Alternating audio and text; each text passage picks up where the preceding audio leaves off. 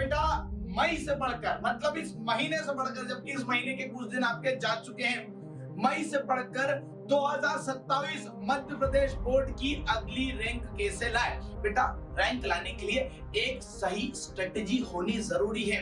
एक सही स्ट्रेटेजी के बिना नहीं होता। आप सोचो कि बाद में पढ़ लूं, ऐसा नहीं होगा। बाद में समय कम हो जाएगा जब यहाँ पे 95% से ज्यादा आएंगे। क्या लिखा मैंने? 95% प्लस मई से बढ़कर कैसे लाए। अगली रैंक यहीं से आएगी, चाहे कहीं से भी पढ़ लो आप। कि आप अगर महीने में लगभग 2 चैप्टर भी पढ़ो, जिसमें आईपी जैसे सब्जेक्ट के अंदर तो बेटा महीने में आप एक ही चैप्टर पढ़ लो तो ही बिल्कुल रैंक आ जाएगी। हाँ तो 5 ही चैप्टर है, क्लियर। और आप अकाउंट्स में अगर महीने के 2 चैप्टर निपटा रहे हो। तो मेरे प्यारे बच्चों, क्या हाल चाल। आज एक और वीडियो लाया हूं, जोरदार जबरदस्त। यहां मैं आपको बताऊंगा कि बेटा मई से बढ़कर मतलब इस महीने से बढ़कर, जबकि इस महीने के कुछ दिन आपके जा चुके हैं, मई से पढ़कर 2027 मध्य प्रदेश बोर्ड की अगली रैंक कैसे लाए। अब कुछ बच्चे बोलेंगे अरे सर मई से पढ़ के तो आराम से रैंक लाई जा सकती है, उसमें कौन सी बहुत बड़ी बात है।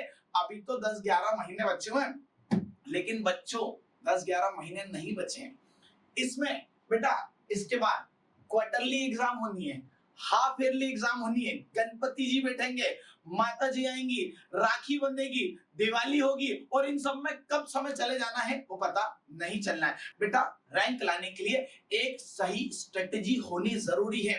एक सही स्ट्रेटेजी के बिना नहीं होता। आप सोचो कि बाद में पढ़ लूं, ऐसा नहीं होगा। बाद में समय कम हो जाएगा और आप पढ़ नहीं पाओगे। वो बेटा तुमने वो मीम तो सुना ही है ना कि बाद में कुछ नहीं होता, तो बाद में रैंक भी नहीं आएगी। इसीलिए हमें अभी से एक प्रॉपर टाइम टेबल बना के चलना है।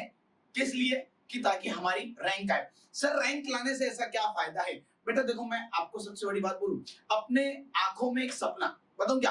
जैसे आप देखो कि बचपन से लेकर मदर फादर ने आपके लिए बहुत कुछ करा है, लेकिन ये जो क्लास 12th है ना, जब यहाँ पे 95% से ज्यादा आएंगे, क्या लिखा मैंने? 95% प्लस मई से बढ़कर कैसे लाए। अगली रैंक यहीं से आएगी, चाहे कहीं से भी पढ़ लो आप। क्लियर है? अरे बात समझ। Class 12 MP board. बेटा जब आप इमेजिन करो कि अगले साल बोर्ड का रिजल्ट आया है, 2027 का रिजल्ट आया है और उसमें आपकी रैंक आई है, 12-1 बजे रिजल्ट आता है। आप अपनी आंखों से इमेजिन करो यार कितना बढ़िया लग रहा है, 10-11 बजे रिजल्ट आया और बेटा आपकी रैंक आई है और आपको अलग अलग मीडिया हाउस से फोन आ रहे हैं, आपकी रैंक आई है, कैसे पढ़ा था आपने। क्लियर? अलग अलग मिठाई लेके मीडिया वाले आ रहे हैं, हम खुद आएंगे, पीडब्ल्यू की टीम आपके घर आएगी, तो बड़ा बेटा एक सपना पूरा होता है। उस दिन माँ बाप सब कुछ जीत लेते हैं हमारे, उन्होंने जो कुछ करा ना, तो बेटा बस उस एक ऑब्जेक्ट, उस एक दिन के लिए आपको पढ़ना है। तो उसके लिए मैं आज एक स्ट्रेटेजी लाया हूं कि कैसे हम मई से पढ़ के 95% लाए। तो बेटा वही हमें क्या क्या पढ़ना है, कैसे पढ़ना है, होगा क्या एंड में पढ़ना शुरू करोगे ना तो एक तो टेंशन कि अरे यार कैसे पढ़ें, कितना सारा सिलेबस है, स्कूल है, प्रोजेक्ट है, असाइनमेंट है, ये है, फलाना है, दिमाग का है, सब है। सारी बात समझ। अगली चीज, अभी से थोड़ा थोड़ा पढ़ के रखोगे ना तो बेटा बाद में इतना लोड नहीं आएगा। इस वीडियो को लाने का एक ही कारण है कि अभी से थोड़ा थोड़ा पढ़ो। चलिए आगे बात शुरू करते हैं। हम सबसे पहले हमारे सब्जेक्ट्स की बात करते हैं। तो अकाउंट्स कंपलसरी है, बिजनेस कंपलसरी है, इकोनॉमिक्स आप देख लो आपके पास है या नहीं है, ठीक है। इंग्लिश कंपलसरी है, हिंदी कंपलसरी है। अब आईपी आप देख लेना, मैथमेटिक्स आप देख लेना। तो पहले हम कंपलसरी सब्जेक्ट्स की बात कर लेते हैं भैया, कौन से हैं। अकाउंट्स लगभग 9 से 10 चैप्टर है, मैं तो मेरे पक्के नहीं बोले हैं, एक आध चैप्टर किसी की बुक में कम ज्यादा हो सकता है। 9 से 10 चैप्टर, बिजनेस 11 चैप्टर है, इकोनॉमिक्स 10 चैप्टर है, इंग्लिश और हिंदी में आपके 4-4 सेक्शन में बंटवारा हुआ है। जैसे एंसियंट पैसेज भी हो गया बेटा, आरी बात समझ, वर्ल्ड एक सेक्शन हो गया, उसके बाद बेटा क्वेश्चन आंसर का एक सेक्शन हो गया। हमने बेटा इसके ऊपर भी पूरा एक वीडियो बना रखा है कि बेटा किस क्या सिलेबस है, कितना पढ़ना है वो, ये मैं एक्चुअली एवरेज लाया, ठीक है। आईपी में मात्र 5 चैप्टर है और मैथ्स में 14-15 चैप्टर है, एक आध जगह कम ज्यादा हो सकता है। तो मैं कुल आपकी बात करूं तो अगर आप 5 जितने भी अपने सब्जेक्ट है इनका एक एवरेज निकालोगे ना बच्चों, तो आज के दिन ही पहली बार हो रहा है, आपको समझ पड़ रही है, लगभग हर विषय में आपके 12 चैप्टर के आसपास है। अब मैं आपसे बोलूं कि आप अगर महीने में लगभग 2 चैप्टर भी पढ़ो, जिसमें आईपी जैसे सब्जेक्ट के अंदर तो बेटा महीने में आप एक ही चैप्टर पढ़ लो तो ही बिल्कुल रैंक आ जाएगी, वहां तो 5 ही चैप्टर है ना, क्लियर। और आप अकाउंट्स में अगर महीने के 2 चैप्टर निपटा रहे हो, अच्छा 2 चैप्टर कैसे बढ़िया तरीके से निपटाना है, उनका रिवीजन भी करना है, क्लियर। आप बिजनेस में 2 पढ़ रहे हो, आप इको में 2 पढ़ रहे हो, तो आपने बढ़िया पढ़ा काम हो जाएगा। रैंक लाने का यही तरीका है। अगर आप बेटा यहां से पढ़ते हो ना तो कम से कम 5 से 6 बार रिवीजन हो जाएगा। वो कैसे देखो, ठीक है। सबसे पहले मैं आपसे बात करूं, अभी कुछ बच्चे को बता रहा मई से क्या पढ़ेंगे, बहुत समय है, कितना पढ़ेंगे यार, फरवरी तक। सबसे पहले ध्यान रखना, फरवरी आपके पास नहीं है, क्लियर है? अरे बात समझ, क्योंकि फरवरी में तो बेटा एग्जाम चालू हो जाती है, तो फरवरी आपके पास नहीं है। हमारे पास मई है, जून है, जुलाई है, अगस्त है, सितंबर, अक्टूबर, नवंबर। क्यों सर, दिसंबर और जनवरी भी नहीं है क्या? बेटा दिसंबर जनवरी में रिवीजन करोगे कि नहीं करोगे, इसलिए हमें कोर्स निपटाने के लिए हमने समय रखा है नवंबर। अच्छा, इसमें सिर्फ कोर्स ही नहीं निपटाना है, और भी चीजें। तो बेटा आपका हर सब्जेक्ट को लेके, जैसे मई है तो इसमें आपको हर 2 से 3 चैप्टर आपको निपटाना है। जैसे मैथमेटिक्स है तो आप 3 चैप्टर कर लो, अकाउंट्स है तो आप 2 चैप्टर कर लो, बिजनेस है तो 2 कर लो, इको है तो 2 कर लो। 2 का मतलब बिल्कुल एकदम रट्टा। अब बात आती है जून में, ठीक है, जून में आप 2 से 3 चैप्टर कर लो, तो आप देखो कि लगभग लगभग आपके 4-5 चैप्टर निपट जाए। आईपी के 2 चैप्टर जुलाई में, लगभग कुछ स्कूलों के अंदर, हाँ हो सकता है किसी में जून में किसी में जुलाई में 10-15 दिन का फर्क हो सकता है। आपकी क्वार्टरली एग्जाम आएगी, आपको भी पता है आपकी क्वार्टरली एग्जाम में अकाउंट्स में लगभग 4 चैप्टर आते हैं, बिजनेस में 4-5 चैप्टर आते हैं, ठीक है, एवरेज बेटा। इकोनॉमिक्स में 4-5 चैप्टर आते हैं, आईपी में 2 चैप्टर के आसपास आते हैं, ठीक है, हिंदी वाले सेक्शन में 2-3 चैप्टर और ग्रामर। तो अपन ने यहां पढ़ लिया, ठीक है, फिर यहाँ पर एक बार रिवीजन, पहली बार आपका रिवीजन बढ़िया चकाचक हो चुका है, और क्वार्टरली एग्जाम के रिजल्ट से पता चल जाएगा कि आपकी रैंक आएगी कि नहीं आएगी। फिर अपन आ गए अगस्त में, बेटा राखी बांध ली अपन ने। राखी के बाद देखो बेटा अपने को क्या करना है, 2-3 चैप्टर यहाँ निपटाने, सितंबर में फिर 2-3 चैप्टर निपटाने, अक्टूबर में 2-3 चैप्टर, कुछ स्कूलों में अक्टूबर में हाफ ईयरली एग्जाम हो जाती है, कुछ में नवंबर में होती है, तो आप अपने हिसाब से देख लेना। अब आप देखो यहाँ पर अपन ने लगभग लगभग क्या है 4-4 चैप्टर पढ़ लिए, तो 35 से 40% का सिलेबस निपटा दिया है।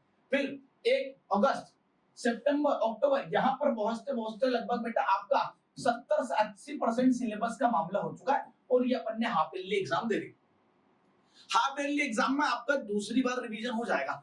पहली बार यह मामला निपट गया, दूसरी बार सर इस वीडियो में ऐसा खास क्या है? बेटा खास ये है कि हर महीने मात्र 2-2 चैप्टर पढ़ के आप 95% ले ही आओगे, ये स्ट्रेटेजी होती है। अच्छा, इसके बीच में कई बार स्कूल के अंदर बेटा यूनिट टेस्ट होते हैं, तो वहां पर भी आपका रिवीजन हो जाएगा। क्लियर हो रही बात? देखो यूनिट टेस्ट होते हैं तो वहां पर भी आपको क्या हो जाएगा बेटा, एक बार रिवीजन हो जाएगा। आगे अपन समझने की बात करें, नवंबर में आप हाफ ईयरली एग्जाम दे देना, ये 2 से 3 बार रिवीजन हो गया। क्लियर? आ गया दिसंबर और जनवरी, क्योंकि मैंने बोला बेटा फरवरी तो अभी अपने जीवन में है ही नहीं, और ना अपने को फरवरी लाना है। क्लियर? क्योंकि फरवरी में तो अपनी एग्जाम है, और फरवरी में जो वो 7 दिन इंपॉर्टेंट होते हैं, जो तुमको लगता है 7 फरवरी से लेके 14 फरवरी, उस बीच में परीक्षा चलेगी, तो अपने को पढ़ाई करनी है। क्लियर? अब दिसंबर और जनवरी में क्या करना है? देखो बेटा अभी आपको क्या लग रहा था 12 महीने, अब 7 महीने पढ़ाई के और 2 महीने रिवीजन के। सबसे पहले बेटा प्री बोर्ड की तैयारी करनी है। फिर मैं आपसे बात करूं तो बेटा जो रैंकर होता है वो पिछले 5 सालों के पीवाईक्यू को ढंग से लगाता है। सारे क्वेश्चंस पढ़ने हैं, ठीक है, आरी बात समझ, सारे ऑब्जेक्टिव्स पढ़ने हैं। उसके बाद बेटा अपने को इस टाइम पे वन शॉट देखने हैं हर चैप्टर के। क्लियर है? वन शॉट सीरीज पूरी निपटानी है, आती है, क्रैश कोर्स आता है, हम भी लाएंगे। आपको रिवीजन करना है सारे सिलेबस का इन्हीं 2 महीनों में, 60 दिन में ये सारे काम आपको करने हैं। और एक राइटिंग प्रैक्टिस, अकाउंट और मैथमेटिक्स जैसे क्वेश्चन, मैथमेटिक्स जैसे सब्जेक्ट को आप लिख के सॉल्व करोगे। इवन मैं आपसे बोलूं बिजनेस इकोनॉमिक्स लिख के सॉल्व करोगे। अच्छी हैंडराइटिंग भी जरूरी है, क्योंकि सीधे वहां लिखने जाओगे तो दिक्कत आ सकती है। तो ये 2 महीने में इतने काम करने हैं, और फरवरी में तो बेटा अपनी परीक्षा शुरू हो जाएगी। आगे तो इसके लिए चाहिए आपको एक बढ़िया डेली रूटीन। क्लियर है? अब बेटा चैप्टर कौन से पढ़ने हैं, क्या पढ़ने हैं, तो ये तो आपके स्कूलों में भी पढ़ा रहे वैसे पढ़ने हैं, प्लस हम पढ़ा रहे हैं आप वैसे पढ़ लेना। वो चैप्टर्स के अपन ने ऊपर डिस्कस नहीं करा है, लेकिन ओवरऑल अपन ने कहानी समझ ली कि अपने को पढ़ना कैसे। अब आते हैं अपन डेली रूटीन पे। सबसे पहले तो बेटा ध्यान रखो कि अगर बढ़िया तरीके से पढ़ना है तो पहले आपकी एक अच्छी नींद पूरी होनी जरूरी है। तो 7 घंटे आपका सोना जरूरी है। मैंने बेटा 7 घंटे बोला है, कुछ कुछ बच्चे यहाँ पे 15-15, 16-16 घंटे भी सो रहे हैं। नहीं, 7 घंटे डेली, चाहे संडे भी हो तो भी बेटा 7 घंटे ही करना है। लगभग 6 घंटे आपके स्कूल में निपट जाते हैं, तो वो हो गया। किसी के ज्यादा हो सकते हैं, 1-2 घंटे कम ज्यादा हो सकते हैं, वो देखेंगे। क्लियर? बेटा 2 घंटे आपकी कोचिंग रहेगी। कोचिंग मतलब जो बेटा ऑनलाइन 2 घंटे की क्लासेस लगती है, ठीक है, कोचिंग आप समझ लेना, ऑनलाइन जो हम पढ़ाते हैं वो हो जाएगा, ये जो भी है आपका वो। क्लियर? 5 घंटे आपका पर्सनल टाइमिंग, मतलब क्या बेटा उसमें आप जो है खाना पीना, अपने आप को रेस्ट, 1-2 घंटे बेटा ऐसा भी नहीं पढ़ते रहना वरना पागल हो गए, खोपड़ा खसक गया। क्लियर है? थोड़ा बहुत फोन भी चला लेना, कभी मूवी देखने की इच्छा हुई तो वो भी कर लेना, एकदम पढ़ते ही नहीं रहना है। लेकिन सबसे इंपॉर्टेंट एक रैंकर की खास बात यही होती है कि वो डिसिप्लिन के साथ रोज पढ़ता है। तो ये 3 घंटे आपको सेल्फ स्टडी को देने।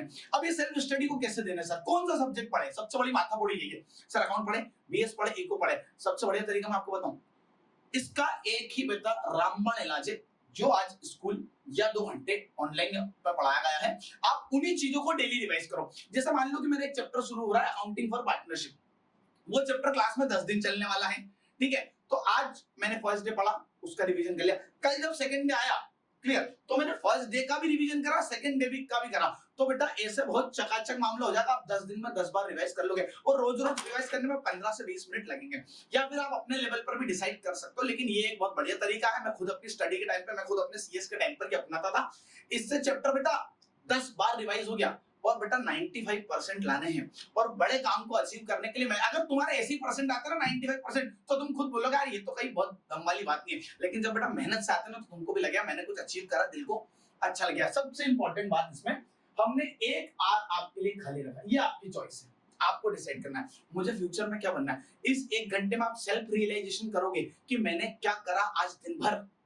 आप इस समय योगा, मेडिटेशन, आप अपने बारे में सोच सकते हो, भविष्य के बारे में कुछ अच्छी आदतें, कुछ अच्छे ब्लॉग्स, ये सारी चीजें अपने लिए ला सकते हो, ताकि बेटा एक प्रॉपर रूटीन बने। ये 1 घंटा आपके आने वाले भविष्य को डिसाइड करेगा। तो इस तरीके से हमको एक डेली रूटीन बनाना है।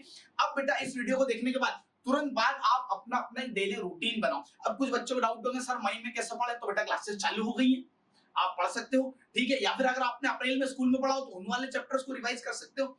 लेकिन भाई रोज उठ के सबसे पहले जो आपके आंख में सपना होना चाहिए, जब 2027 एमपी बोर्ड का रिजल्ट आ रहा है, तब आपके घर पर वो मीडिया की गाड़ी, आपके मोहल्ले वाले पूरे खड़े हैं मिठाई लेके, बेटा गाड़ियां लगी हुई हैं आपके घर के आगे।